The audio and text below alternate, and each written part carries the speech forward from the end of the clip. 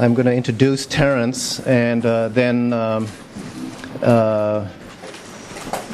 you'll be in for an experience that I think you'll find instructive, entertaining, inspiring, and challenging. This lecture is, this evening is an independent lecture, but it's also the introductory part of a workshop which will continue tomorrow and Sunday, 9:30 to 3:30, for those of you that might want to go into these subjects more in depth. And Terence, I think, will give you some indication of what will be covered in the workshops tomorrow and Sunday. So Terence is I think I would like to say that Terence, who is my good friend, is one of the most remarkable individuals I know. He is an explorer, a student of shamanism and of history, of ethnobotany, and of a whole variety of other disciplines which would be too numerous to list. He has a very unusual gift for articulating with exceptional clarity connections, insights, and understandings from really the frontiers of human exploration and knowledge. He has a gift for combining scientific knowledge with poetic, sensuous expression that is quite exceptional, and he has a truly visionary mind that is able to range deeply and widely across a very wide spectrum. And it's impossible to put Terence into categories. He transcends the usual kinds of academic categories.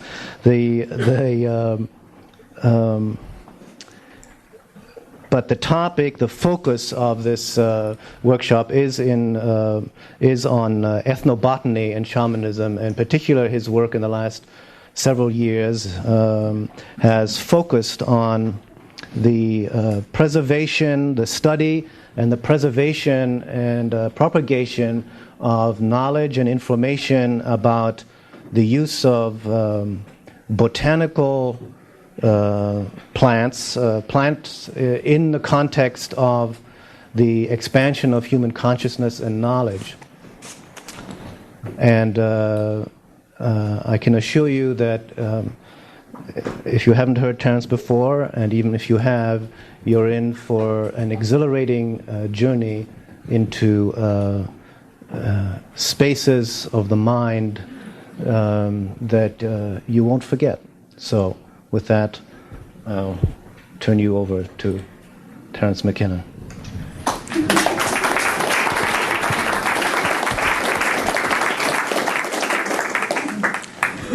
Well, I want to thank Ralph for an introduction that will be hard to live up to. I want to commend Ralph and CIIS for the act of intellectual courage that inviting me here represents. I'm sort of returning to my home turf after a year spent in the Hawaiian Islands, where Kat and I were managing a botanical garden that is a nonprofit foundation specifically set up to preserve plants with a history of human usage, foods, drugs, fiber plants, food plants, all the plants that are part of the spectrum of human interactions with the botanical world. I'm sure you're all aware of the crisis in the world's rainforests, that they are being cut down and radically affecting the ecosystems in the tropics and by implication the whole world. But what is not so well understood is the impact on tropical cultures that capitalism and modernity is having. These tropical tribal cultures are much more fragile than the rainforest itself. Every time we go to the Amazon, we are struck by how much information is being lost irrevocably because people who in a former time would have become apprentice shamans are instead becoming the foreman of sawmills and that sort of thing. So I've been away in the Hawaiian Islands. I'm delighted now to be back in the fast, deep-flowing current of American culture. I certainly feel that that's what it is after a hiatus that brought great peace of mind but not a whole lot of excitement. Before I make my way into tonight's subject, I'll cover what I think of as preliminaries and business. First of all, as Ralph said, this is the opening lecture of a weekend that will be conducted all day tomorrow and all day Sunday. In addition to that, I'll be speaking at Shared Visions tomorrow night on a completely different subject in Berkeley. So if any of you are interested in attending the follow-on meetings of this workshop, you should see the staff of CIIS. If you're interested in hearing what I have to say about a new calendar, you should come to Shared Visions tomorrow evening. How many of you heard the talk on KPFA today? A few, so I shan't fear if I repeat myself. I want to call your attention to a couple of projects that have finally been completed. Psilocybin, the Magic Mushroom Grower's Guide, which has been out of print for about 5 years, is now back in print with more photographs, expanded text, better paper, etc., etc. Anyone who is interested in literally cultivating a relationship with a shamanic ally, this is the place to begin. Also, Lux Natura, which is the company, which is sort of a clearinghouse for my ideas, tapes, and books, has completed work on a software package, which is software which runs on the Apple IIe, 2C, or 2GS machine, software which supports the theories of time that are explained in the invisible landscape. This was an extremely arduous task of conceptualizing and then turning it into software. My colleague Peter Meyer, the best debase hacker around, is here tonight. Peter, why don't you stand up and share the glory? So any of you who have that kind of a machine and are interested in the ideas in the invisible landscape, this is our best shot. This is state-of-the-art stuff. At the moment, we can do no better than Time Wave Zero. Very briefly, I want to mention an article in this month's Magical Blend. Graphically, it's by me, I called it Alien Love, they called it Love Aliens. Graphically, I think they took revenge on me for knocking Crystal Power, but the text is there if you're interested. I'm going to talk for 45 minutes or an hour, then we will break, and if you're interested in what Lux Natura has available, there are catalogs here. There's another piece of paper which describes the work that Botanical Dimensions is doing, and also I want to promote a very interesting event that's going to take place in November, a conference here in San Francisco called Angels, Aliens, and Archetypes, which should be very interesting. It's going to happen at the Fairmont Hotel, And besides myself, Whitley Strieber, who wrote Communion, which is now on the New York Times bestseller list, I understand. Jose Arguelles, who I understand has disappeared into the Imperium, will descend to share his thoughts on UFOs with us. Jacques Vallée will be there. Ken Ring, the near-death experience man. Michael Grosso, who wrote The Ultimate Question. Richard Grossinger, a number of other people, people that I have wanted to publicly debate for years. So I think it should be a very lively weekend conference. There are flyers on that. Okay, so much for all of that. The theme, the overarching theme of this weekend here at CIIS is psychedelics, before and after history, shamanism, and ethnobotany. The succeeding meetings will deal with the details of shamanic usage of hallucinogenic plants worldwide in a kind of survey format with special emphasis on those places and peoples that I have personal experience with, which is the Amazon basin and Southeast Asia. And I understand that if you are a student at CIIS, there is credit for that. Tonight's lecture is an attempt to set the stage and sort of enunciate the philosophical themes that stand behind the effort to understand and enumerate psychedelic plants and their usage anyway. I mean, what is the point of it? And the reason I called it, or the reason I invoked history before and after, is because I think that the psychedelic experience, especially as it is induced by plants, is a phenomenon that too little has been made of in an effort to sort of preserve the chestnuts of modern science and society.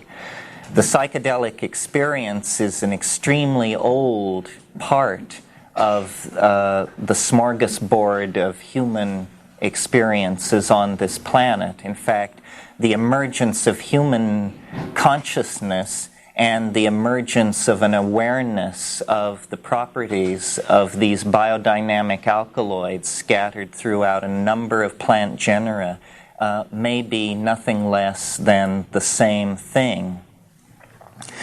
We know that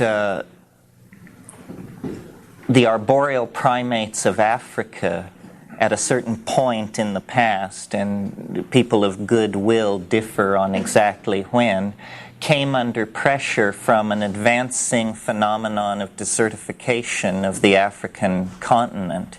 And at that time, new lifestyles, new adaptations had to be put in place. The arboreal canopy dwelling lifestyle of these primate tribes had to be put aside.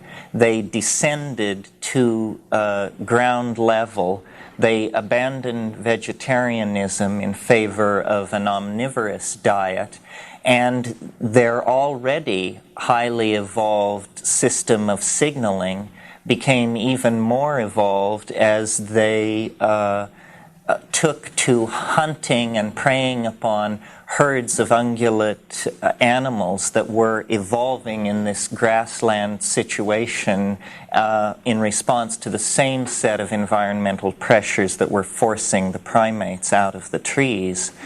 Roland Fisher did work showing that visual acuity is increased if small amounts of psilocybin are given to graduate students. Psilocybin in doses that are sub-threshold for the triggering of psychological changes. And in fact, he made the point to me when he told me about this, that this was a clear instance of a drug allowing a being, a person, to have a truer picture of reality than if they had not ingested the drug. But Fisher, who was a psychologist, never drew the conclusion regarding what the consequences of such an increase in visual acuity would be on the lifestyle and adaptive skills of an animal. It's very clear, in the same way that if you have a plant in your diet which stimulates or challenges your immune system, that will increase your adaptive advantage. It's very clear that the presence of a biodynamic steroid or alkaloid which increases visual acuity will also have a tremendous impact on the adaptive strategy and the success of that strategy in a given animal. So it's possible to suggest that once psilocybin was established in the food chain, those primates that utilized it quickly became the dominant and then the exclusive form. Well, now, how did this psilocybin enter the food chain of these primates? Very simply, because it was coprophytic, meaning it grew in the manure of these ungulate animals, so that once the ungulate animals became a food source and a focus of interest and attention of these primates, they could not help but notice, as they tracked and followed these herds, that the mushroom was thrust upon their attention. If any of you have observed Stropharia cubensis, which is the species I'm speaking of, growing in the tropics, you know that it is quite an astonishing natural object to come upon in any environment. I've seen them the size of dinner plates in the Amazon, and they have a very rich golden color, and they rear their heads above the surrounding grasses in the meadowland situation. In fact, they actually look like small fleets of flying saucers that have come in and settled on the grass. To this day, baboons have the habit of, baboons are also primates of this grassland environment. They have the habit of rushing over to cow pies and turning them over and picking up bugs and searching for protein in this way. So it is no great leap of faith to suppose that very early on they would have these primate animals would have noticed the presence of the mushroom directly in their path, and being omnivorous, they would have eaten it, and first in small experimental doses which confer increased visual acuity, that would have established a selective reinforcement loop in favor of those animals with a taste for mushrooms as opposed to those animals without such a taste. Very quickly they would have bred out the other preference, and very far-seeing monkeys would have been established. The next level of the argument requires a somewhat greater leap. It has to do with the fact that at increased doses, the psilocybin in these mushrooms seems to activate the language-forming centers of the brain, Broca's area, or the ceruleus. It isn't clear, but what is clear that experientially these things are catalysts for language, and that from the signifying, from the signaling repertoire of these primates to the act of signification is a symmetry break, a leap into the unknown that it is reasonable to speculate was actually triggered by the presence of these biodynamic plants in the diet. Once that happened, there is the establishment of a set of associations. The cow, the mushroom, which in the mind of these creatures, I'm sure that the mushroom was thought of as coming from the cow, because after all, the manure came from the cow, and it seems to be just a seamless web of associations. So the cow, the mushroom, and lying ineffably behind that, the experience of the tremendum, the experience of an ineffable mystery that now, some 100,000 or 35,000 years later, is no less mysterious, in spite of the fact that we have made an immense intellectual conquest of the world in which we live. We extend our metaphors of explanation to the most distant stellar objects and down into orders of magnitude of the physical universe, many levels beyond which we can perceive with our unaided senses.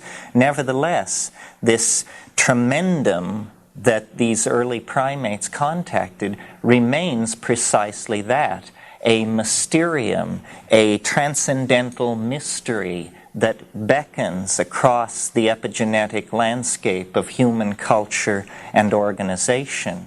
And some of you who have heard this lecture or these ideas before know that it is my opinion, going beyond Gordon Wasson, that this really lays the basis for the genesis of religion. Religion begins in the notion of the holy.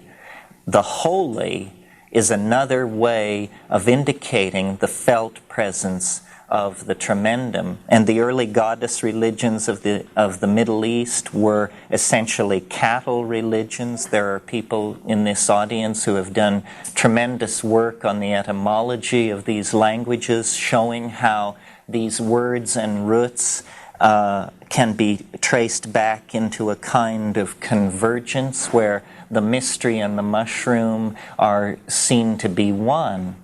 So this means that in spite of the prejudices and intellectual predilections of Western man, which are essentially pretensions that have arisen in the dimension created by ignorance, the dimension of ignorance created by the Judeo-Christian attitude toward nature, which sees it essentially as something to be exploited rather than integrated or made a resonant part of the psyche.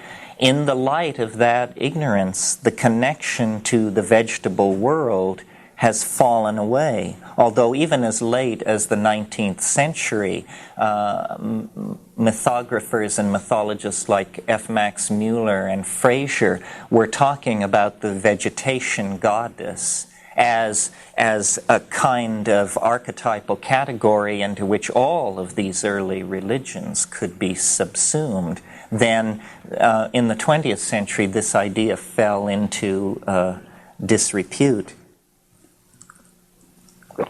And the interest in the psyche became detached from the historical career of man through time and became a kind of, a hologram, if you will, the Jungian hologram of the archetypal matrix, which, if you've ever read Jung, you know that he has very little appreciation for historical chronology. He will cite a 16th century alchemist in the same breath that he will cite a 4th century hermeticist or a 16th dynasty papyrus text, because his notion was that the collective unconscious was somehow atemporal. And there is something to that, but beyond and beneath that is the greater reality of the accumulation of this this experience with these plant hallucinogens. It's interesting that to this day, in the rainforest ecologies of the world, the faith has never been broken. And in a way, that brings me then to the second theme, which is after history. History, you see, is a kind of prodigal wandering, a kind of breaking of faith with the vegetation goddess, a descent into what Merciliade called the profanity of history, away from the paradigmatic world of ritual and magic, and into the secularized linear progression of historical phenomena based on technological advance. However, because it rests on no epistemic bedrock, it is simply a cultural assumption. It is now, in our own time, playing itself out.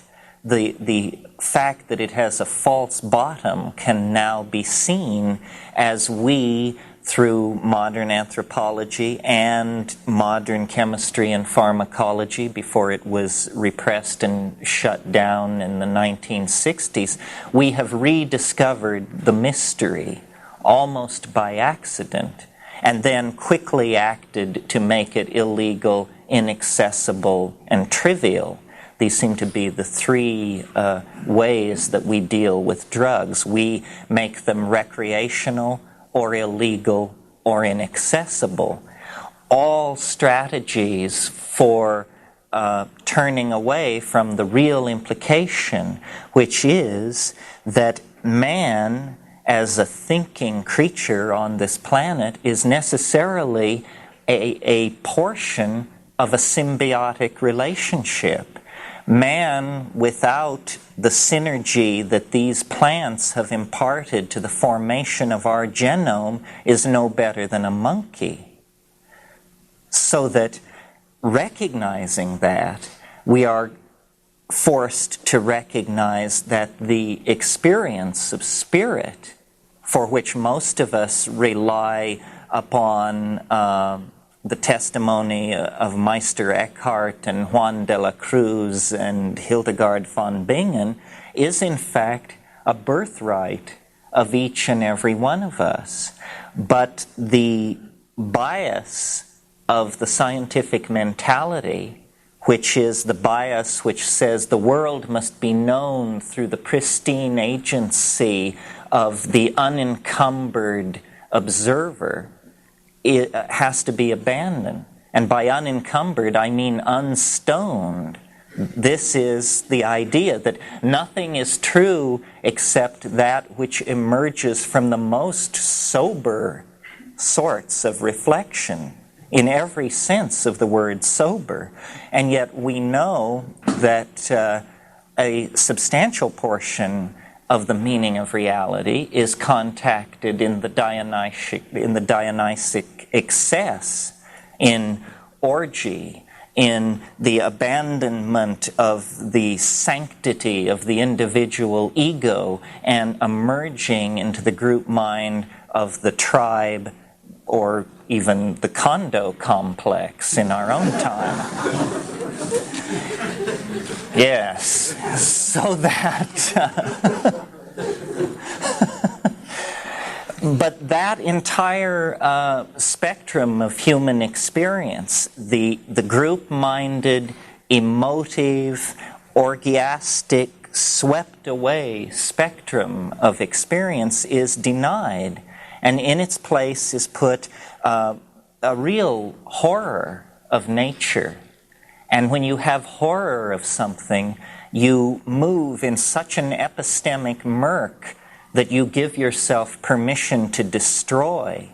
The rape of nature has been analyzed as precisely that, a rape, a subjugation of the feminine.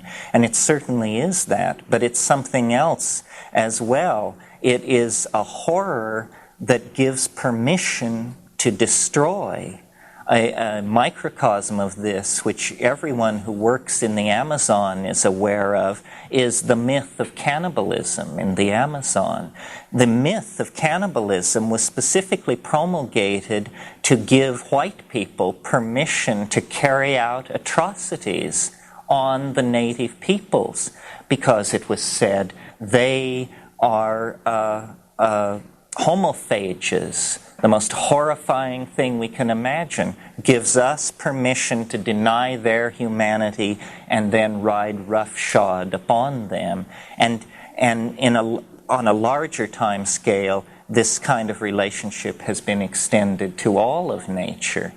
Now, because of the work of people like Hoffman and Wasson and Metzner and Leary and earlier people, Lewin and others, the 20th century has come full circle. We have dug so deep into the toy box of matter that we have actually come upon the residence of the God, or the residence of the mystery, and it cannot now be denied.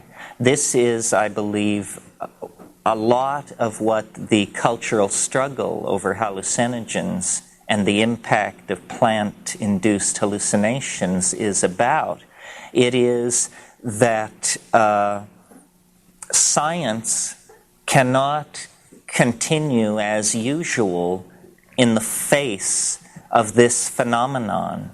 It is what the parapsychologists have been seeking, but have not the courage to proclaim, because so strong is the bias against drugs in this culture that automatically anything having to do with drugs is ruled out of bounds in the realm of evidence, precluding forever, in my mind, the validation of these phenomena. So-called psychic phenomena are an everyday occurrence where hallucinogenic drugs are taken, but where hallucinogenic drugs are not taken, these things must be sought by the most tortuous and excruciating kinds of methods, you know, the flipping of cards and that sort of thing. Even, and I don't want to dump on Whitley because I don't know the man, but I read his book. I was amused, those of you who are aware of Whitley Strieber's book, Communion, he takes great pains to say that he never uses drugs. He even has an appendix in the back of his book, which is a polygraph session, where he insisted that he be asked the question, do you use drugs? Well, to my mind, it's no wonder the poor man can't understand what is happening to him. Without a symbiotic relationship to the biodynamic, God-laden constituents in the exterior natural environment, the unaided human mind is almost certain to fail in its effort to assimilate the mystery of being. Because throughout the historical and prehistorical career of human beings, this is how understanding was achieved. And, I bring great wrath upon myself by suggesting that even the most respected methods of spiritual transformation, such as yoga and mantrayana and that sort of thing, are in fact efforts to mimic the intoxication of plants without committing the heinous act of ingestion, you see. Again, this a masculine paternalistic society has such a penetration fear, such a fear of having Mother Nature come at them with the large, thick reality of things that, excruciating ordeals will be substituted in lieu of that. Not eating, flagellation, sitting for hours and hours, obeying for years the orders of beady-eyed opportunists. All of this sort of thing will be tolerated in lieu of making the commitment to nature. That's what it is. It's a commitment to nature, to the efficacy of nature.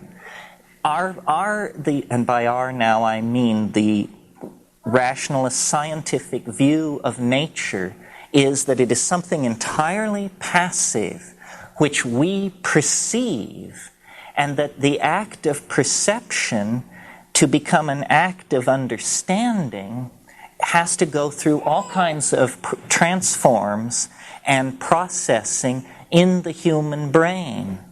Nothing could be further than the truth. I'm sure many of you are familiar with the Gaia hypothesis, which fundamentally is a theory about gas exchange in the atmosphere, but which really says that the planet is a self-regulating organism in which we are moving around, playing a role somewhat like an organelle in a cell. The consequences to be drawn from the Gaia hypothesis is that nature is not a passive matrix which requires analysis, but that in fact it is communication. That the perception of nature is the perception of nature's intent. And if we could, and this begins as a kind of outlandish notion, is nature talking to us? Is that what is happening? And ends, I think, in the conviction that that is absolutely what is happening. We do not live on this planet. We live in this planet.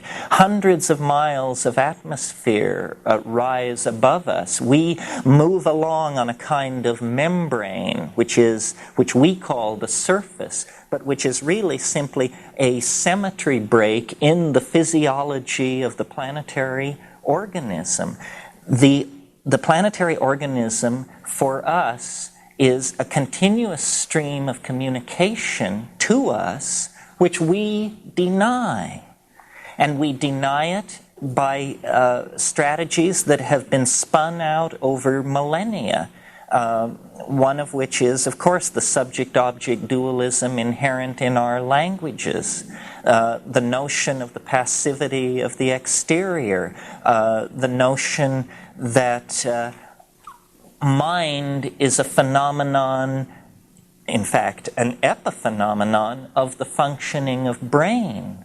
We are unwilling to see that mind is a flowing river into which the brain is inserted much in the way that a dipstick is inserted into a crankcase to take the measure of the lubricant. That's what we are doing. And there's a lot of talk about paradigm shift, what will it be, where will it come from, etc., etc. And people keep claiming they have it, but I don't think people realize, they have trivial paradigm shifts or mini paradigm shifts. The real paradigm shift that is being acted out in the 20th century is a return to the archaic notion of the primacy of spirit.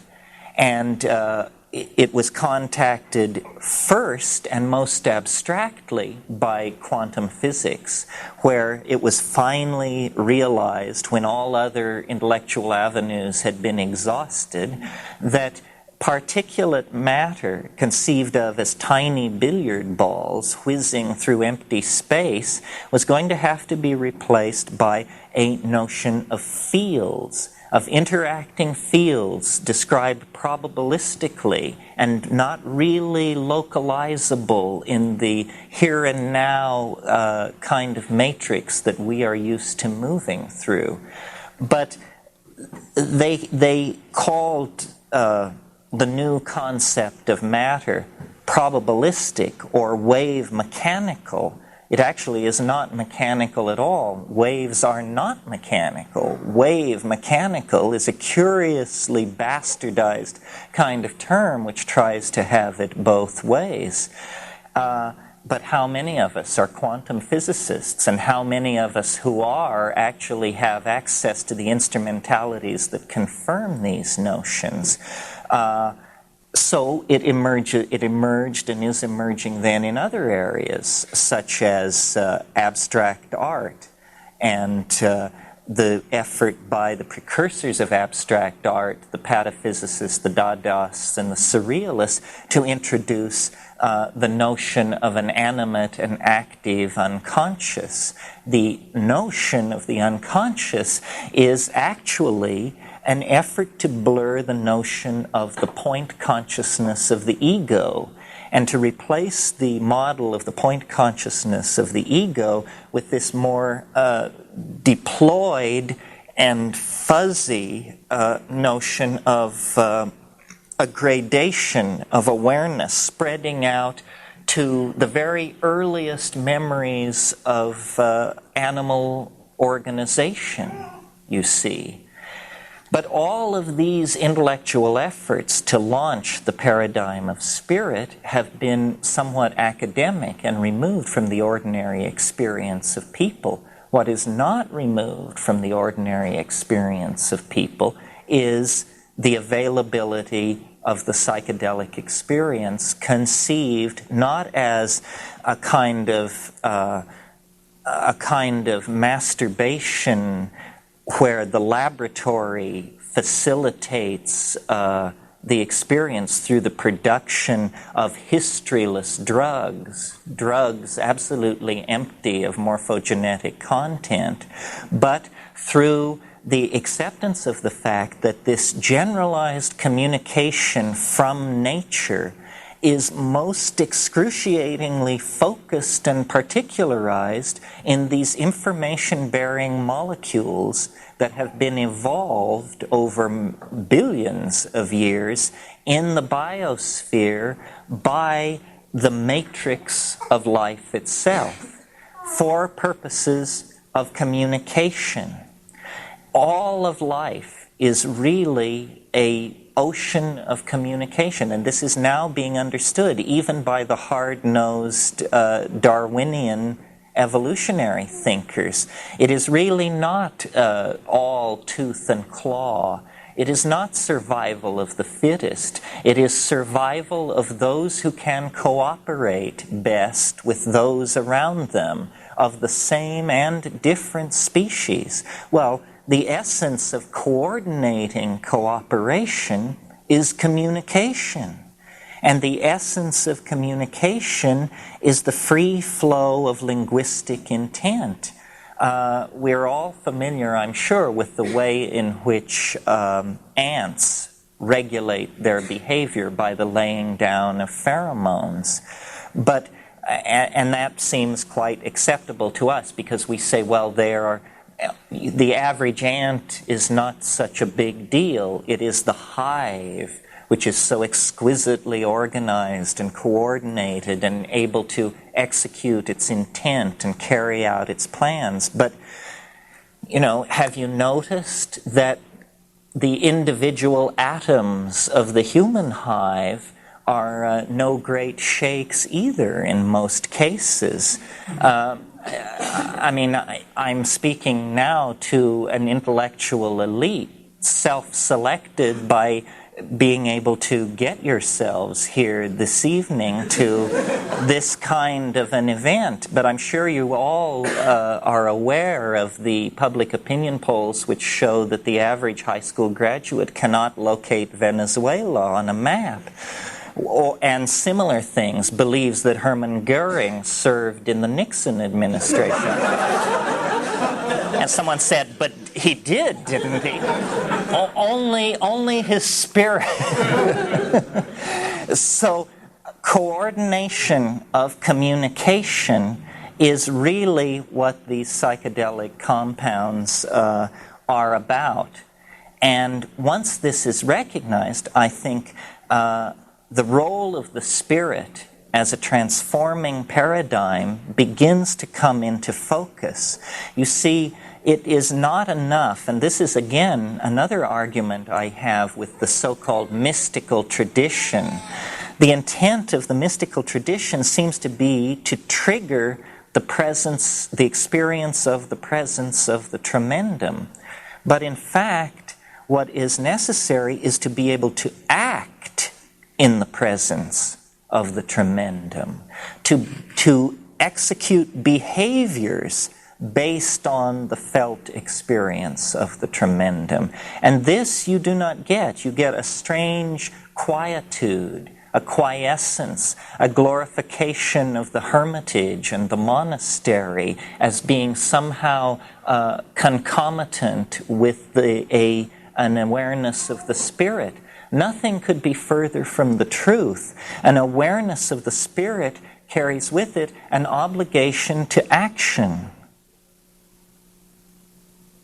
Obligation to action within the context of, and I say this as generously as possible, the hive, so that the appearance in modern times of the anthropological data and the pharmacological sophistication and the botanical sophistication to recognize the role of these psychedelic plants in the formation of human culture is extremely important. It seems to me it is the seminal event of the 20th century, toward which all the other things I mentioned, Freudian and Jungian psychology, modern art, nostalgia for the archaic, etc., point.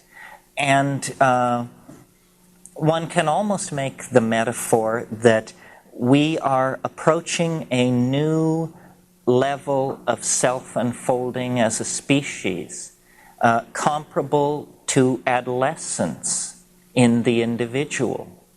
What happens in adolescence is that the DNA reaches the place in its program where there is a symmetry break and a new set of messages begins to be sent. Hormonal messages. You can think of them as pheromones within the body. That's what a hormone is. An organic catalyst within the body which suddenly shifts the focus of the individual from what Freud called the polymorphic perversity of the ego to the felt presence of the other, conceived in that case as a sexual partner. And sex, which had never before been an issue, or which had only very peripherally been an issue, suddenly becomes an absolute obsession, and pointing toward the attainment of syzygy with the mystery, fusion with the felt presence of the other in the form of early adolescent sexual experiences. Well, I have many times found myself saying to groups like this, what a tragedy that someone might go from birth to death without ever having the psychedelic experience. It is the birthright of an intelligent species. In the same way that I would hate to think of someone going from birth to death without the sexual experience. These are completing and illuminating and transcendental dimensions of experience which one must have in order to fully claim the dimension of humanness. Now, in the process of culture recapitulating ontogeny and phylogeny, we have reached our childhood's end. And our childhood was the world of naive Newtonianism, Hamiltonian atomic systems, a place for everything and everything in its place. We have come to the end of that process. Now we must invite the presence of a greater mystery. And in the same way that though we enter into the sexual dimension at adolescence, we leave it some 50, 60, or 70 years later, depending on how lucky we are, still without a full understanding of what went on. I'm sure you've all seen the little sign which says, we grow too soon old and too late smart. Well, it applies to sex as well as to the psychedelic experience. Now, as a culture, we must come to grips with the fact that the world is not simple. In the same way that a 9-year-old must come to grips with the fact that the world is not simple, it is not as Mommy and Daddy said it was. There are tremendous vistas and abysses to be plunged, and ask your uncle and he will tell you that nobody knows what's going on in these areas. Ask a shaman and he will tell you that nobody has found the bedrock of the psychedelic experience. Nevertheless, this wish to live with a bedrock of experience is a kind of trivializing of the great mystery in which we find ourselves embedded. We would have a far more accurate and complete picture of reality if we were willing to live with the felt presence of the mystery. And the way to do this is to experience what these plant teachers are trying to say, what these planetarily manufactured information-bearing pheromonal molecules are trying to imbue into us. Now, shamans throughout history have short-circuited the fall. They are those who know. That's what gnosis is. It is privileged knowledge vouchsafed to the courageous. And the fact that we have fallen into a childish or a neurotic style of relating to being is nothing more than a statement about the inherent biases of our languages and our institutions. Many peoples have not, perhaps because they carried out their lives in the vastness of the tropical forests, where the force of nature cannot be denied. You see, had we stayed in the tropics, we probably would never have taken the fall into history. The fall into history is what happens when one moves into progressively more and more barren landscapes and substitutes for the input of organic nature the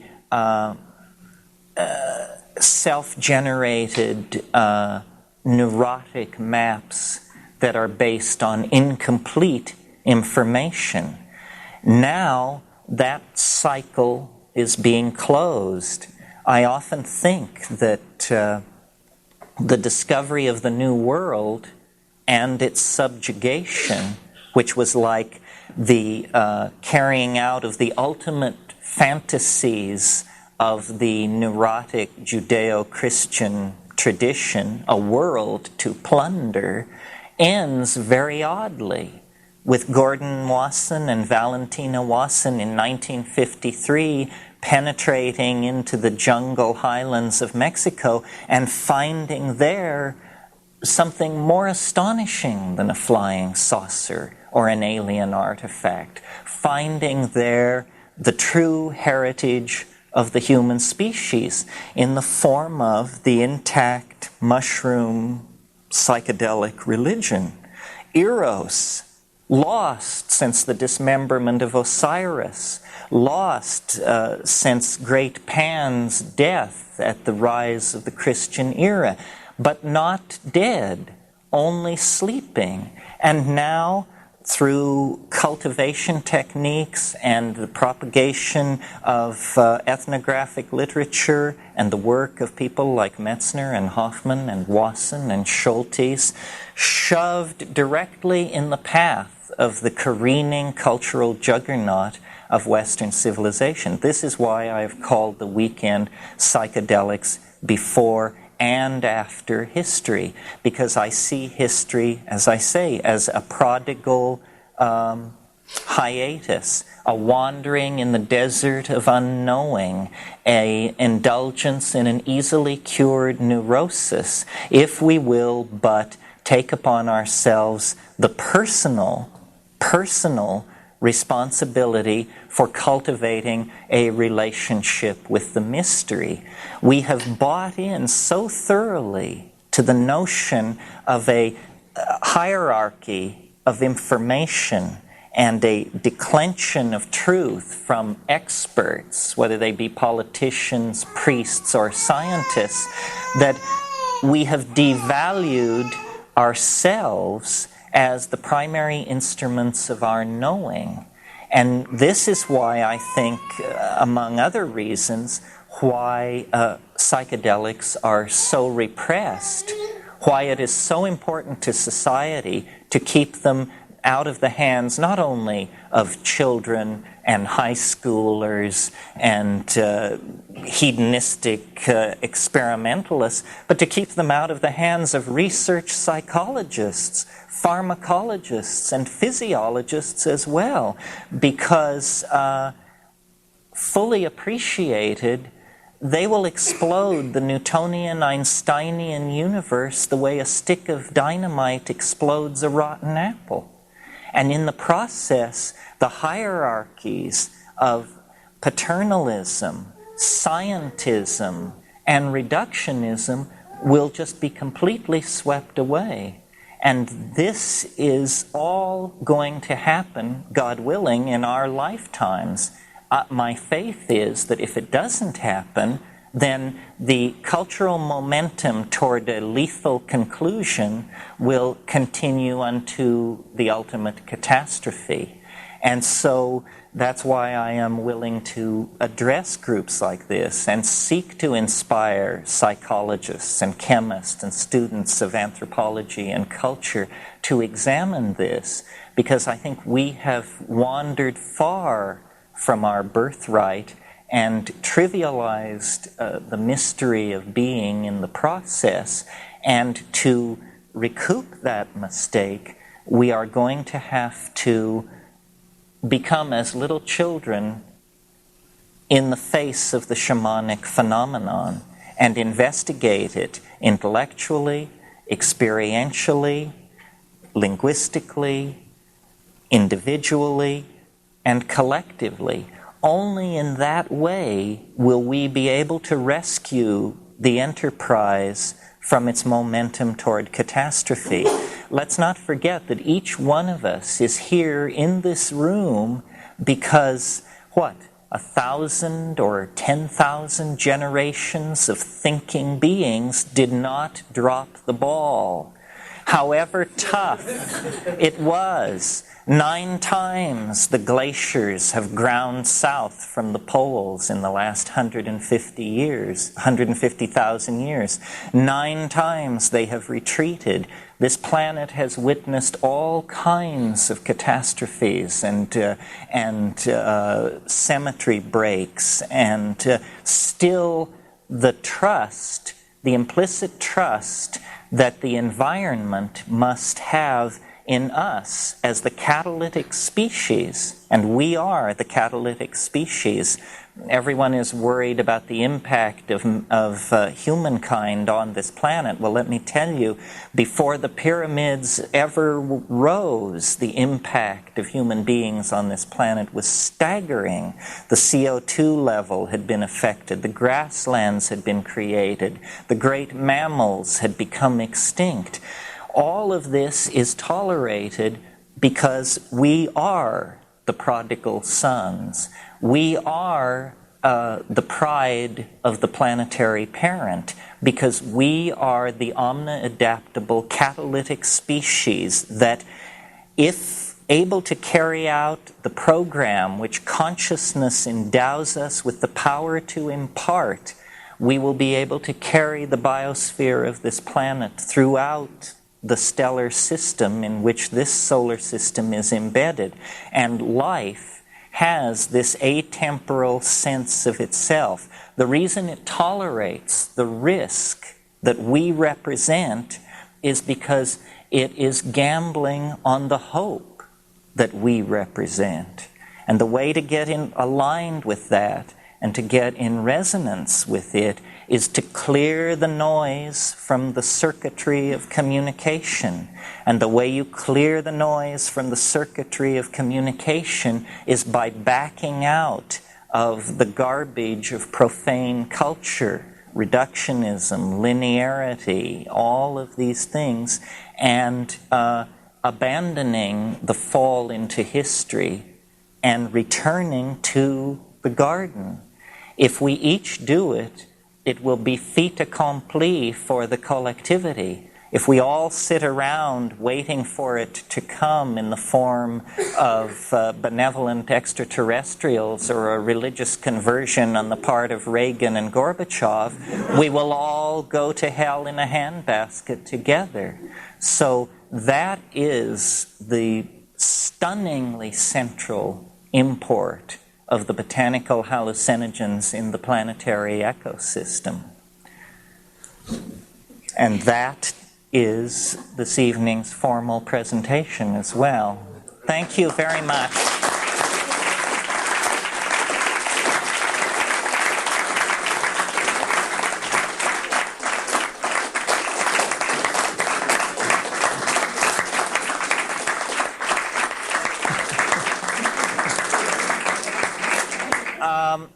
As I understand it, there is tea and coffee downstairs. Let's take a 10-minute break, and then I will entertain vigorous and even hostile questioning by the audience. And here is the various sorts of propaganda that I mentioned earlier. Thank you very much. It's later than we think, so I'm not sure it was up to me to call this back together, but I will do so. I know there are people with questions. Before I take questions, I was handed an express mail package in the intermission. Robin Sylvan, who some of you may know as the former director of the Ojai Foundation, is now running something called the Fairhaven Mysteries Project in Bellingham, Washington. And Kat and I have agreed with him to do a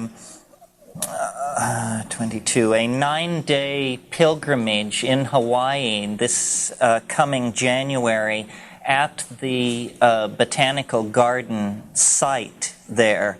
And it's been named Volcano Orchid Mind.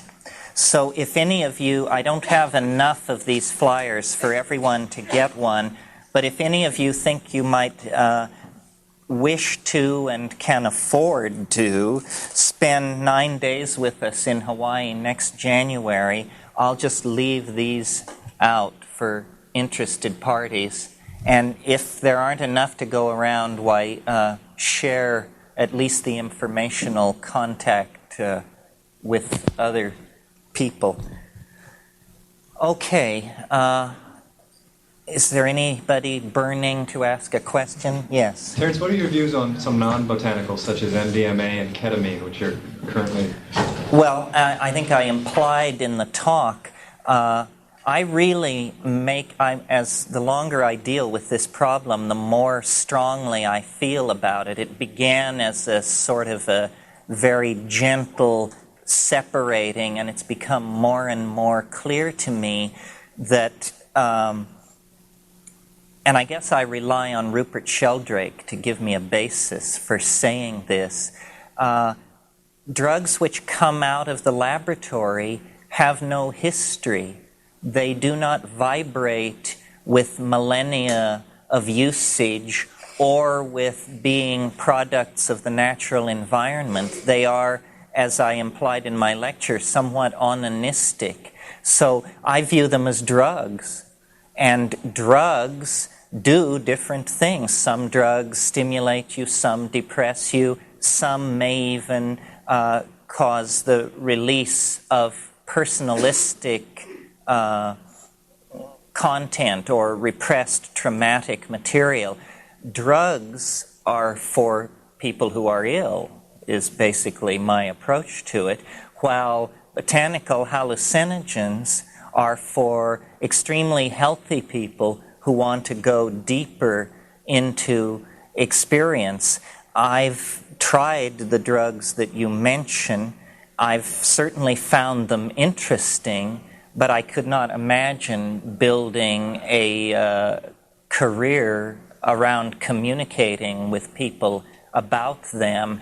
To my mind, what's interesting about them is the contrast with the informational depth of natural hallucinogens. I think the word drug applied across the board to MDMA, ketamine, and psilocybin, mescaline, and those kinds of things does great injustice to the natural compounds.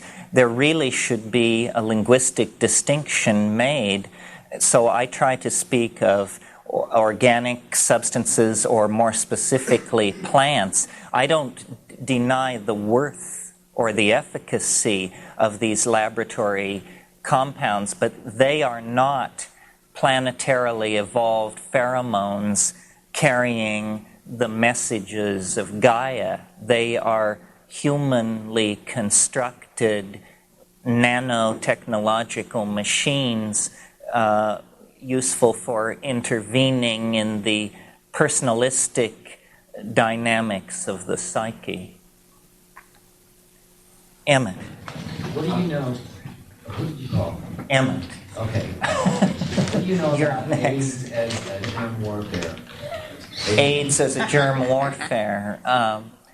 Well, I don't know anything. I certainly have noticed that within 10 years of the discovery of retroviruses, which the AIDS virus is, you know, one of the dogmas of molecular biology was that there was never transcription from RNA to DNA. It was always from DNA to RNA. Then they discovered the so-called family of retroviruses. Within a very few years, 3 or something after that, AIDS appeared with its curious political selectivity. I mean, this is a drug which goes after homosexuals, people who shoot intravenous drugs, black people, and loose people. If they could have just somehow gotten the Tay-Sachs thing in there too, so it would have gotten Jews, I'm sure they would have really been pleased with themselves. If it is, in fact, a piece of political engineering, I don't know that it is, but I certainly notice its curious selectivity. If it is, you may be sure that this is a secret buried far deeper than anything having to do with Auschwitz or Watergate or anything else. You want to talk about a crime against humanity. This is a crime against humanity on a previously inconceivable scale. There's been a lot of speculation about this. Granted, some of it has emerged from East Bloc countries, but on the other hand, it's well documented that other bacteriological and chemical agents were tested in this very city in the 50s and 60s. Some of you may know the incidents that I'm referring to. So it's a possibility not to be ruled out, certainly. I said that you would be next, yeah. You talked about the psychedelic experience and the mushroom, in contrast to, but similar to, and also a mystical state or achieving enlightenment through other means not drugs. My understanding somewhat has been that the use of yoga or meditation or whatever to achieve these states would produce ultimately some kind of a permanent state of mind that would alter one's consciousness, if it is indeed able to be achieved that way, that would alter one's consciousness 24 hours a day. With drugs, your suggestion is there's an easier way to learn similar things about this state of being or whatever through drugs. But through plants, really. Through plants, but I know that you take a drug and you have experiences and certain kinds of realizations, and then you come down. So do you feel that there's some kind of program for ingesting the mushroom, or would it become something that would become part of your diet, or do you reach a state where you do indeed achieve sort of a permanent symbiosis? Well, I think that your point is well taken. Nevertheless, the mushrooms, the psilocybin affects the imagination. It is a stimulant to the imagination. And I don't really think that that is dissipated, or if it is dissipated, it's very slowly. Also, I'm not entirely convinced of the claim of the yogic schools that they can lock in these extraordinary states permanently. It seems to me that the shamans that I have had acquaintance with certainly are not abusers of these substances. On the other hand, they are regular users. And I think that it's fine that the insights are tested against the momentum of down reality. Yoga, most schools of yoga, in fact, I believe all schools of yoga, can be traced back to the 2nd century, the Yogic Sutras of Patanjali. Well, Patanjali explicitly states that light-filled herbs, his phrase, light-filled herbs, are one of the legitimate paths to achieving these high states. Certainly, if you look at the Rig Vedas are a vast and enthusiastic paean of praise to something called Soma, which was greater than Indra, greater than the gods of the old Vedic pantheon, the central mystery of the Vedic civilization. Gordon Wasson has argued very persuasively that it was a mushroom of some sort. So I really believe that if we had a completely clear picture of the evolution of Indian culture, we would see that for some reason, open at this point in history and looking back at it only to speculation, an institution of botanical shamanism was transformed into the notion of a lineage and a secret teaching and a set of physiological practices. So the issue of permanence is a kind of an odd one. Obviously, once you are not always stoned if you take a hallucinogen, a plant hallucinogen, but I am living proof that you're never the same. So somewhere between always stoned and never be the same is where one falls. Yes? This grasp of the verbal language. Is that one of your changes? Well, what were you like in high school? Different questions. No. I've thought about this a good deal because people keep bringing it up, and I find myself saying, that it synergizes command of language and so forth and so on. But the most honest answer I can give you is I was always glib. And in high school, we had a big forensics scene going in my high school. Well, you had two choices. You could be in debate or extemp. And I said, so what is debate? And they said, well, you stay after school and you make 3x5 cards on resolve that the General Association of Trades and Tariffs should admit the United States as a member. And I said, okay, so what is extemp? And they said, you go in cold and you draw 3 topics out of a hat, and you have 3 minutes to choose one of them and prepare a 15-minute talk. And I said, I'll go with that. And I was very, very good at it. But as I grew up and went to Asia and wandered around, as a freak, basically, I had no sense of myself as having great verbal facility. I discovered that really on the mushrooms. And if any of you, there's a book I can recommend that is excellent reading on the subjects we've been talking about. It's edited by Michael Harner, although he does not make a contribution other than to edit it.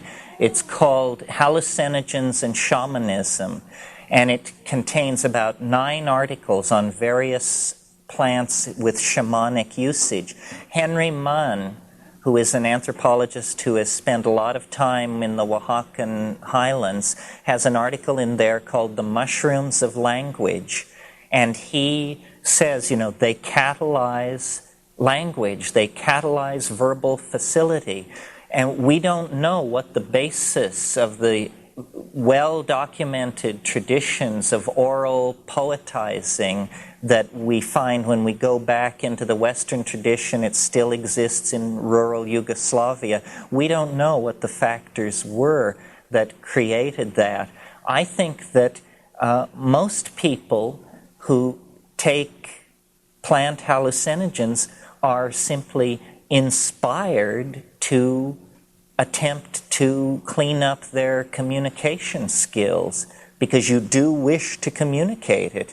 And it's the stereotyped view of the intoxicated mystic in our society is of an idiot, the inarticulate hippie, the guy who just says, well, man, it's like, In my experience, that is not what it is at all. They are an extremely potent catalyst for communication. Yes, the blonde woman in the back, and then... Do you think it's possible through artificially created hallucinogenics to program someone, even if maybe just from one really good trip, to program them perhaps to change in their whole outlook on life? I get the idea with what you're speaking of with natural substances, you're bringing out something that's already in you or allowing some consciousness that perhaps is intact. I'm speaking about introducing perhaps some foreign consciousness into your mind through chemically altered substance. Do you mean as in a control or in a psychoanalytic sense, like curing an addiction or an obsession? No, I'm talking about like having been given acid at one point, and even many years later, still sometimes having like flashbacks on it and wondering what perhaps might have been in that drug or what it did to you. Well, I think that the most complex phenomenon in our world is the human psyche.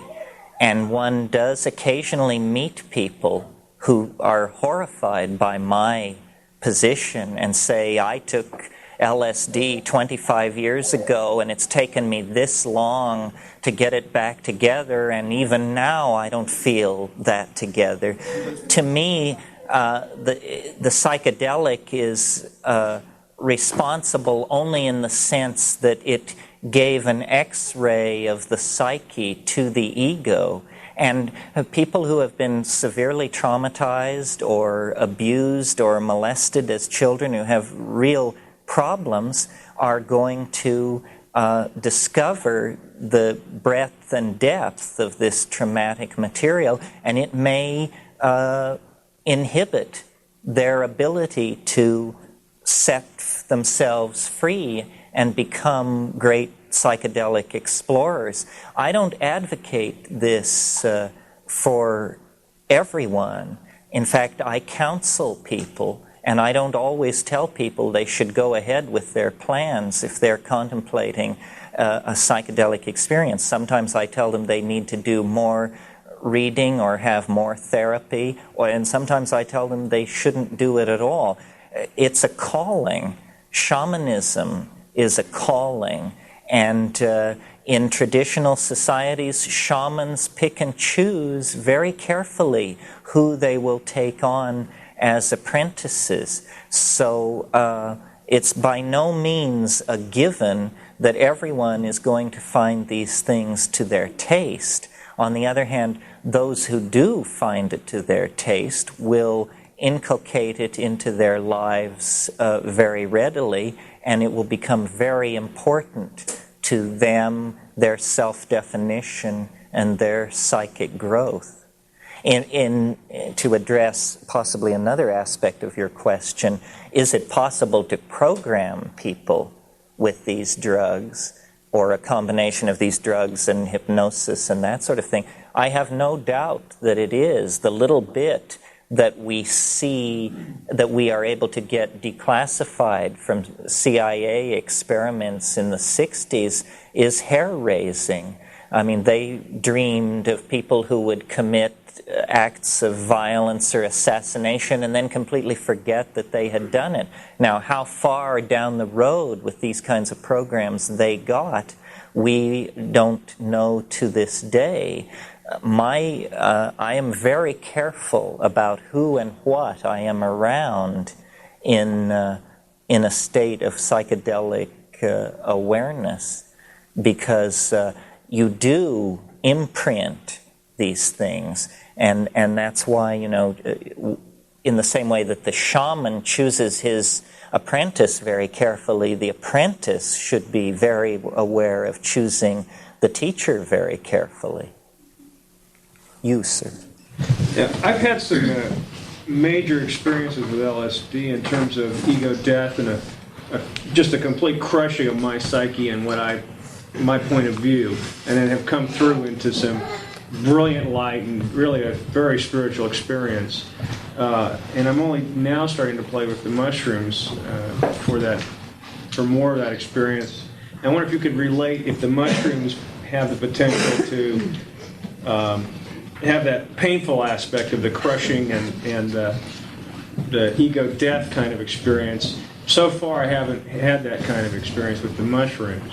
Well, a very nice thing about the mushroom is that it's extremely tolerant of beginners. Nevertheless, downstream from those early experiences, you're dealing with, call it the overmind, the superego. It will give you not what you want, but what you need. And it can be extremely painful. It can be extremely humbling. It can be terrifying. It seems to me, in the people I have known and in looking at my own trips that had that quality to them, it's always to the good.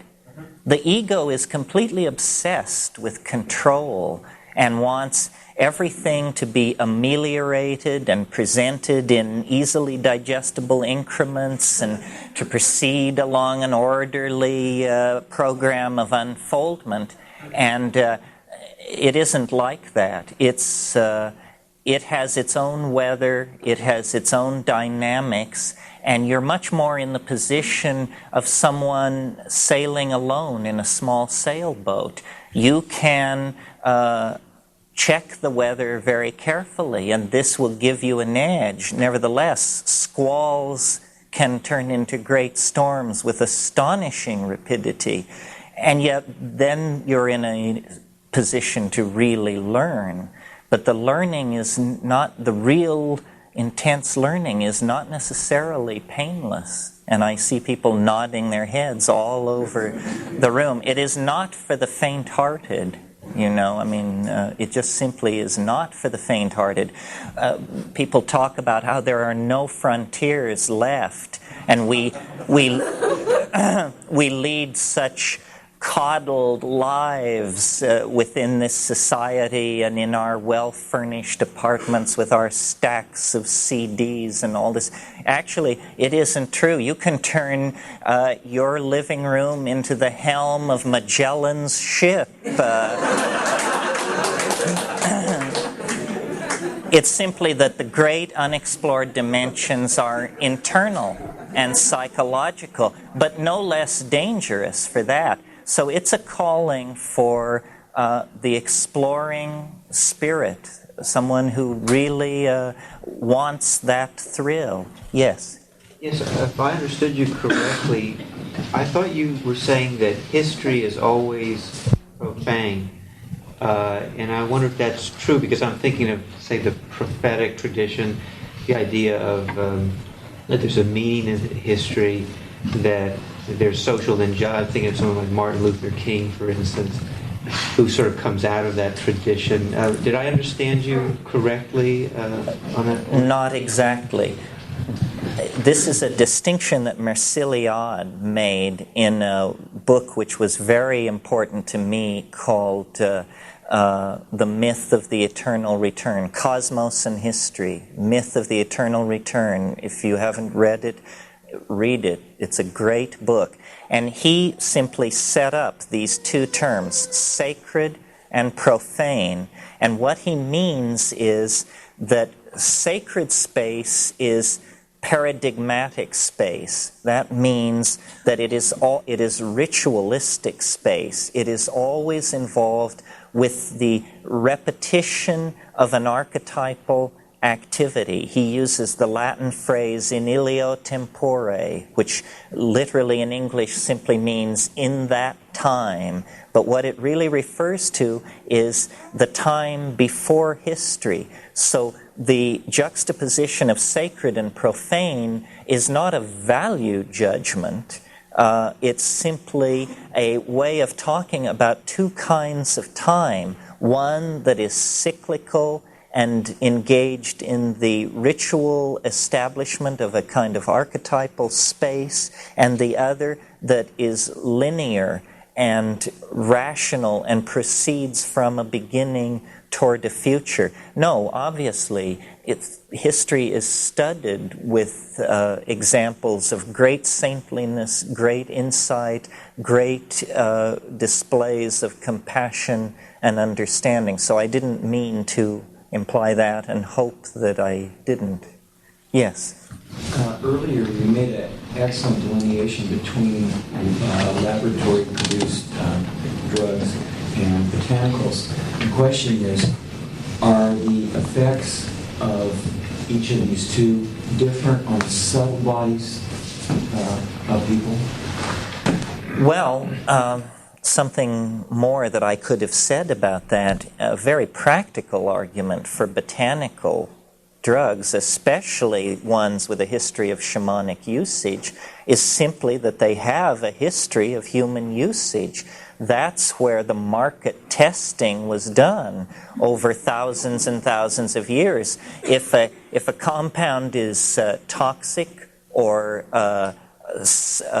triggers psychosis or mutagenic or induces tumors, it will have been dropped long ago by human groups who experiment with these things. Something can come out of the laboratory and be psychoactive, elicit some change in the self-perception of psyche, and can have all kinds of unknown or potential side effects. So what I always say to people, if I can reconstruct it here, who ask this kind of a question is, there are 3 tests to apply to a compound that you're thinking of ingesting.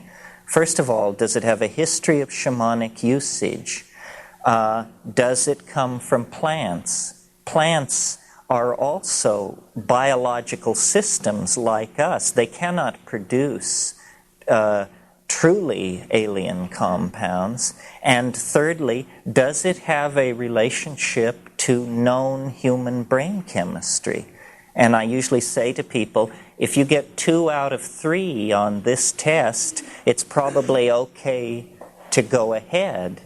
But if it fails 2 of the 3 or 3 of the 3, I would steer wide of it. A perfect example, I mean, I don't want to dump on anybody's favorite drug, but just because I'm familiar with the literature, let me give an example. Ketamine. Ketamine is a fascinating experience. I had a lot of psychedelic experience under my belt before I came to ketamine, and I was amazed at what it does to psyche. However, there's a significant amount of literature which indicates that it can cause epileptic kindling. There is another significant body of literature which indicates that it depresses the immune system to such a degree that it has now been dropped from general surgery. It's even, I understand, being dropped from veterinary use because all these vets were reporting that a very large percentage of cat patients were not recovering from quite straightforward operations, being spayed and that sort of thing. And ketamine begins to look like the culprit in that. Well, now, if it didn't have that bad rap, I would be willing to grant that it was a very interesting compound. But I just, my immune system is very precious to me, and also I find the notion of epileptic kindling to make me very uncomfortable. So, in spite of the fact that the experience is quite interesting, I would go very slow with that. I certainly wouldn't settle into it as a lifestyle.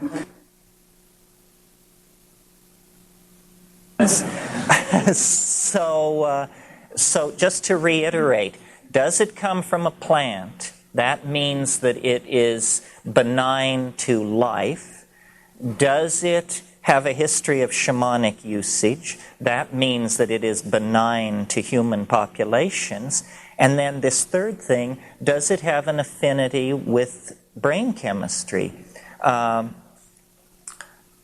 Because, you see, the brain views a drug as an insult to it.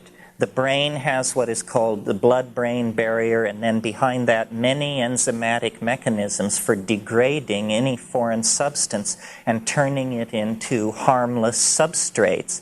The perfect case example would be dimethyltryptamine. Dimethyltryptamine is, without contest, the most powerful hallucinogen known to me. And I've spent a while looking into the matter. Okay, it does occur in plants. It does have a history of human usage in the Amazon basin. But what is most astonishing about it is when you smoke it, within 7 to 12 minutes, you completely return to normal. Now, what is happening there is that the DMT is crossing the blood-brain barrier very rapidly, giving you a phenomenal psychedelic experience, and enzyme systems are locking on to these molecules and saying, I know what this is. I know how to deanimate, dealkylate this compound and quickly turn it into indole acetic acid, which is a common excretory pathway for these kinds of compounds in the brain. So the speed with which DMT clears the human brain and returns you to normal is a very, very strong argument for its harmlessness. So if you take a drug and the next day you feel lousy and the next day you sort of feel okay, that's not a very good drug. That's an insult to the physical brain and should not be done because, we're in this for the duration. This is a task of a lifetime. So you want compounds which are extremely effective in delivering the noetic experience, the plunge into the tremendum, but you also want to be able to race again another day. And that involves paying attention to these other factors. People who are contemplating this as an experiment or a lifestyle, this dealing with psychedelics as a growth program, the first thing I say to people is make a trip to the library. A great deal is known about these things. Read the physiological literature, read the ethnographic literature, and assimilate that data so that you're not just going into it blind. Take a little responsibility for what you're doing. I'm appalled at people who take 8 different kinds of drugs in an evening and tell me they have astonishing experiences. I'll bet they do. But that's not for the duration. You can't build a lifestyle on that kind of thing. What you want to do is have access into the dimension in a way that is clean and informed and ethical and intelligent. That's how these shamans in the Amazon do it. I was tremendously impressed by their authenticity and by their awareness of these issues. These people are not naive, as so much of the ethnographic literature insists. They are extremely sophisticated, obviously in these matters, more sophisticated than we are. We have much to learn from them. That's why visionary and ecstatic shamanism is the model for doing this kind of exploratory work. Sir? Okay, I got a question which is crucial to me, and I think everyone. The long version is you espouse two different positions, well, many, but these particular two. The first one acknowledges that it's possible to transform yourself or investigate the world in a different way, and thereby save the planet. So you were saying at one point that even though, individually, in the face of insurmountable odds, it's possible to actually do that. And you seem to be quite optimistic about that. It's obviously within your realm of possibility. That's involved with shamanism work and so forth. Now, on the other hand, obviously, a lot of people are aware, there's a whole body of end-time scripts coming from shamans, from Indian tribes. Going back to Nostradamus, there isn't, to my knowledge, maybe I'm wrong, but there exists this overwhelming body of prophecy, which is a lot of which was produced on the influence of psychedelic drugs. How do you reconcile those two positions, with some sense of hope? I mean, how do you reconcile having free will to change the world, to save it? On the other hand, up against this monolithic block of information which says we're going to come up against this stuff very soon.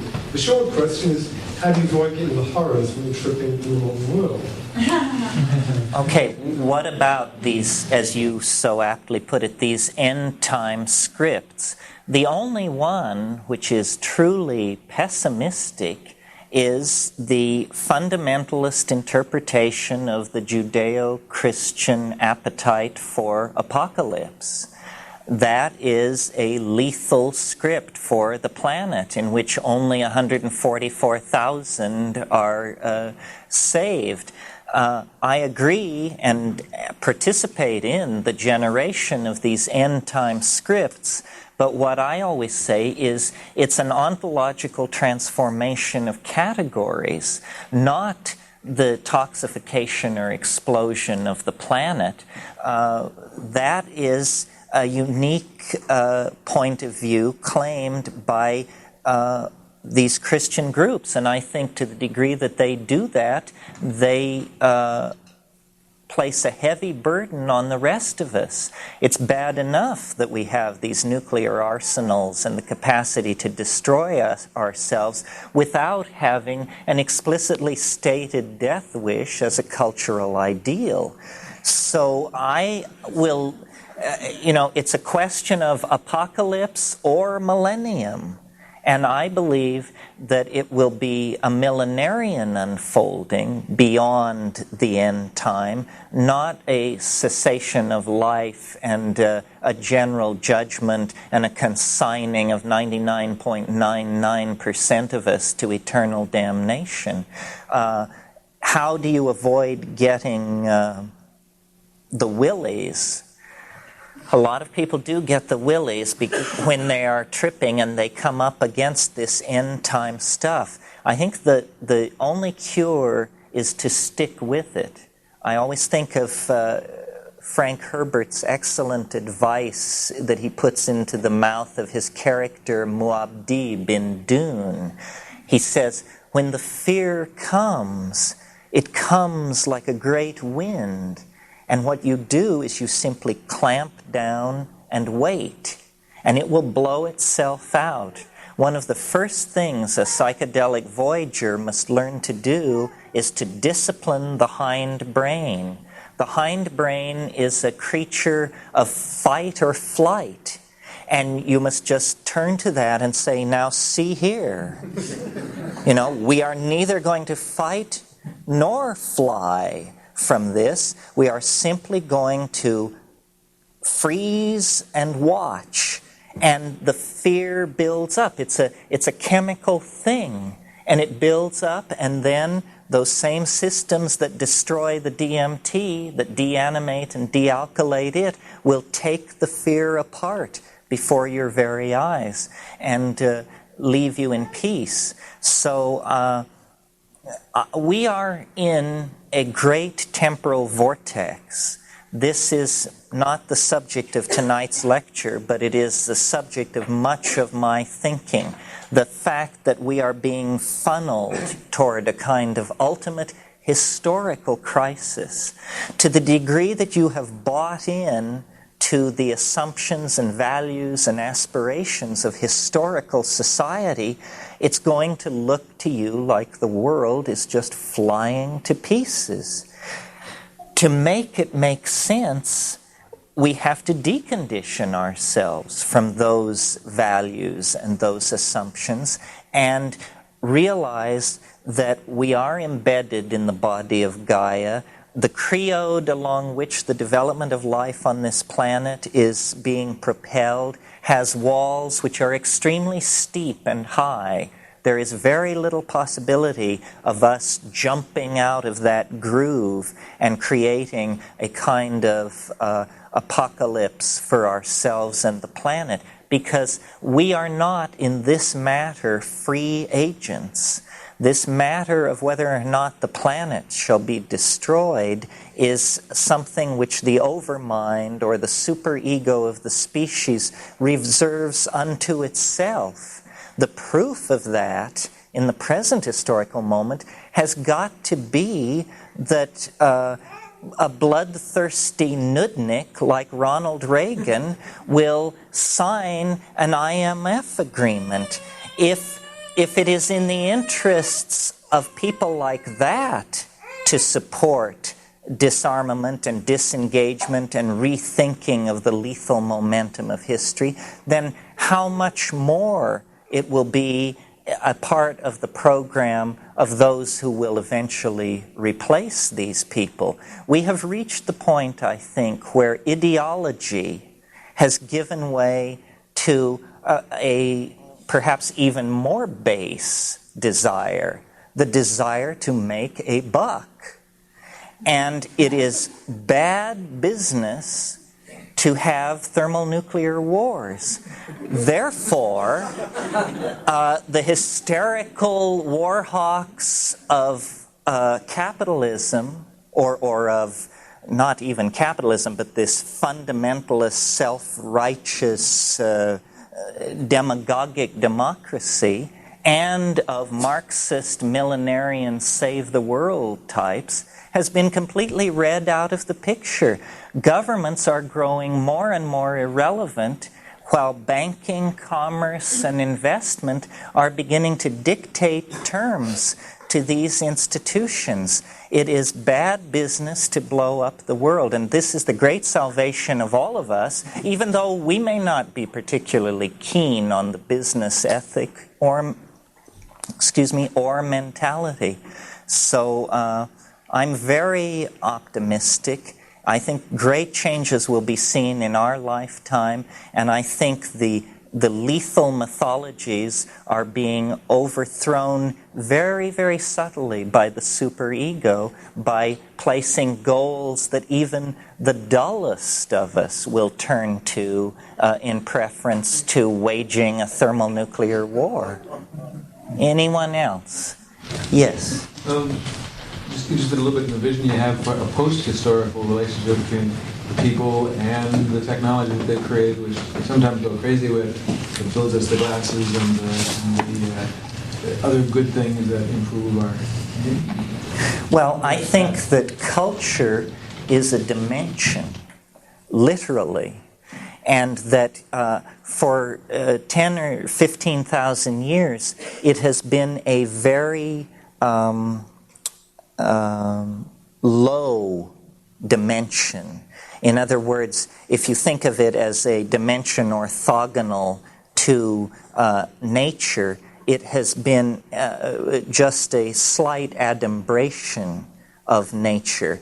But now we are taking unto ourselves, through human-machine interfacing and nanotechnology and this kind of thing, this dimensionality of culture is becoming rather more expanded. So my notion of a post-historical world is a world where all of the technological appurtenances of the present world have been shrunk to the point where they have disappeared into and are scattered as grains of sand along the beaches of this planet.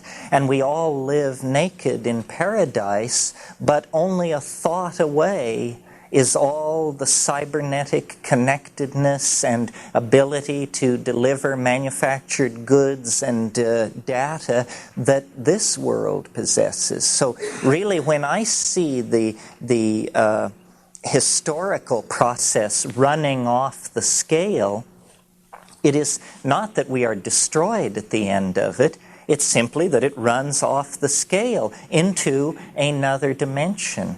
Culture is where we are all going to live, but culture need not be something which is toxic to nature. It need not come tangential to nature at all. It can be in an entirely different dimension. This is why I often talk about what I call living in the imagination.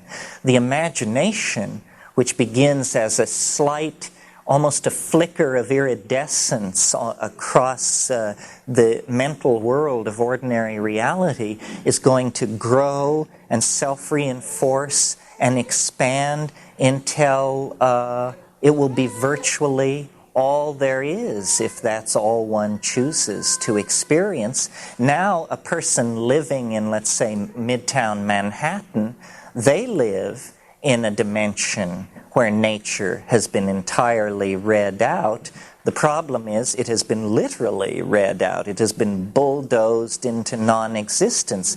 What we need to create is the equivalent of Midtown Manhattan, but in a dimension such that it nowhere comes tangential to the body of the planet, either by scenario 1, the engineering scenario, by placing it in outer space, or scenario 2, the postmodern engineering scenario, putting it into nanotechnology, or scenario 3, the psychedelic engineering scenario, where we somehow put it into mind, whatever that is. So the post-historical world is the world where thought defines the modalities of being rather than the laws of physics and inertia.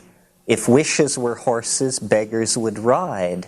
Well, eventually, I think wishes will be horses and beggars will ride, but not across the surface of this planet, but through and across the endless grasslands of the imagination. One or two more, yes. Is there anything to be said for MDMA because of its friendly nature, and just as a means of turning on large numbers of squares? Yes, I think in my lecture I said that drugs are for sick people. Anybody who doesn't love their neighbor needs chemical or therapeutic intervention. And, if MDMA in the hands of a skillful therapist can do that, more power to it.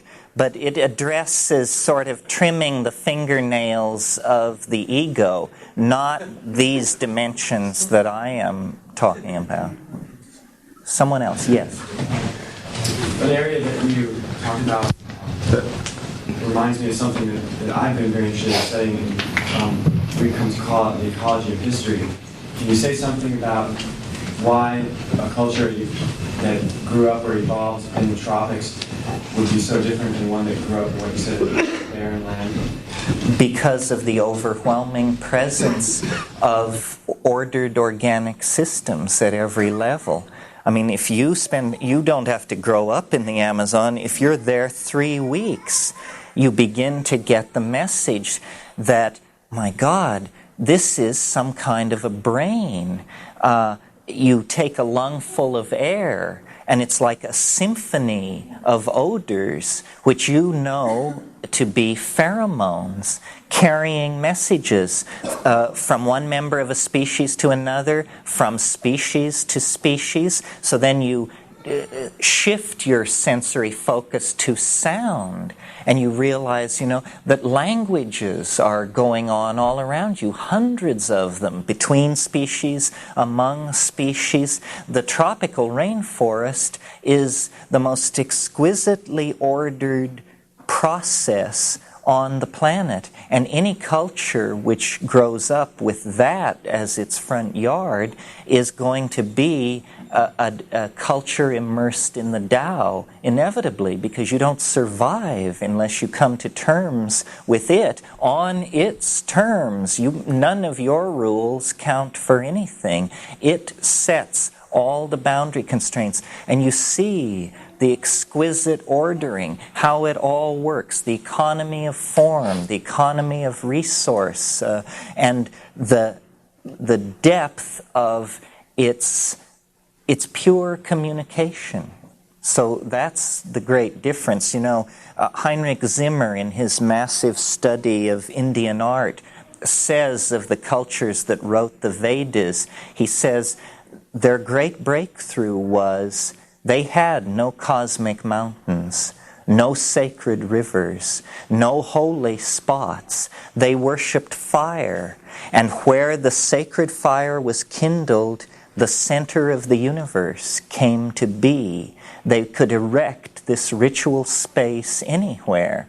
This is, in a sense, a breakthrough in consciousness, but also it's a denial of the power of place, and it gives then permission for greater misuse and disregard of nature to come. And I view those Aryan people not as an Eastern culture, but as the furthest most extension of Western culture. They set us on this path as surely as the Greeks. So the two probably can be traced together somewhere south of the Caspian Sea.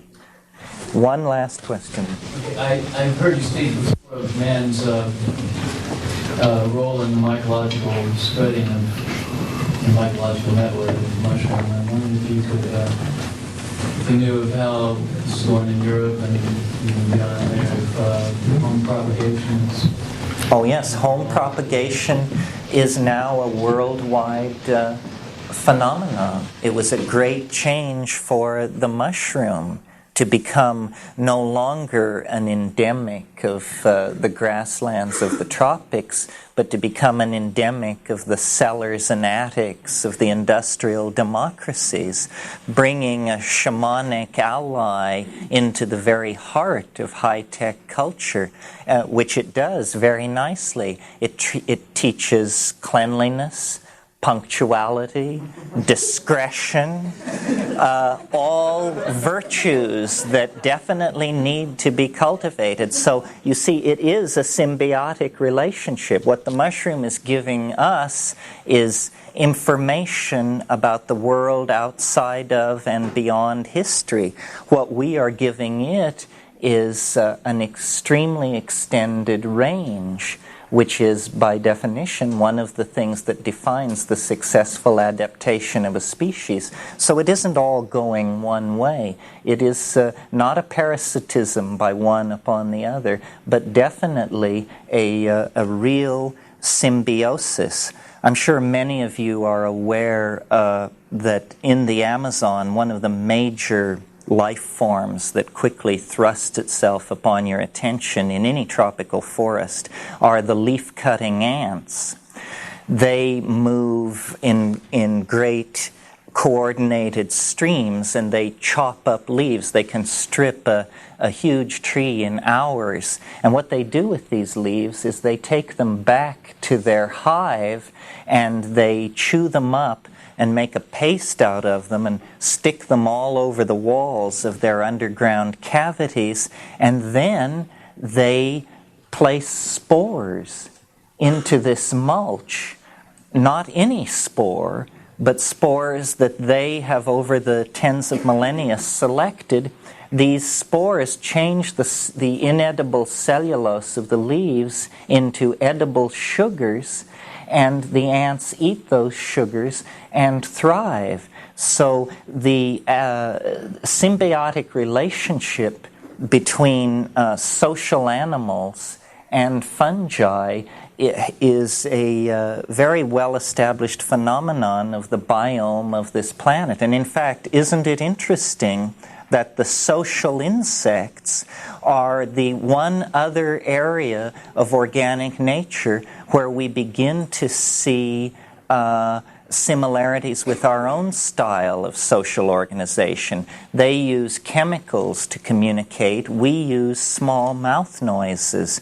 But if the scenario I laid out for you this evening is correct, both societies were called into being through symbiosis with fungi that were operating in a mutual, a reciprocal relationship of mutual reinforcement and support. So it's a model that has been tried before, and it's generally agreed that these leaf-cutting ants are the most sophisticated of all the social insects. So the mycological mind seems to do this. It can take primates or insects and through the slow passage of the millennia organize them into great self-reflecting societies held together by communication. The breakthrough with us was with a much larger brain, with a much stronger hand.